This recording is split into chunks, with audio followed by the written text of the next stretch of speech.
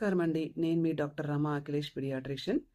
కొంతమంది తల్లులు ఏంటంటే, మా బిడ్డ తల ఎప్పుడు వేడిగా ఉంటుంది, జ్వరమా అని అడుగుతారనమాట. ఇది నార్మలా? అబ్‌నార్మలా? అని అడుగుతారు. ఇది నార్మలే. ఎందుకు అంటే, పిల్లలు తల అనేది తొందరగా పెరుగుతుంటది. అంటే వాళ్ళ మాక్సిమం అంటే హెడ్ గ్రోత్ అనేది 2 ఇయర్స్ లోపల జరిగిపోవాలనమాట. కాబట్టి ఫాస్ట్‌గా పెరుగుతుంటది. బాడీ సర్ఫేస్ ఏరియాలలో ఎక్కువ శాతం తల ఉంటదనమాట. సో, తలకి బ్లడ్ సప్లై కూడా ఎక్కువుంటది. కాబట్టి ఎక్కడ బ్లడ్ సప్లై ఎక్కువుంటుందో అక్కడ వేడిగా ఉంటుంది. మామూలుగా కూడా జ్వరమొచ్చినప్పుడు ఏంటంటే తల ఎక్కువ కాలుతా ఉంటదనమాట. సో, ఇది నార్మలే అండి. భయపడకండి. మీరు జ్వరం అని ఎప్పుడు అనుకోవాలంటే బిడ్డ డల్‌గా ఉండి, అంటే ఒళ్ళంతా కాలుతున్నప్పుడు అసలెందుకు థర్మామీటర్ పెట్టేస్తే మనకు రీడింగ్ చూపిస్తది కదా! మోర్ థాన్ 100 డిగ్రీ ఫారెన్‌హీట్ గాని ఉంది అంటే అది జ్వరం అనమాట.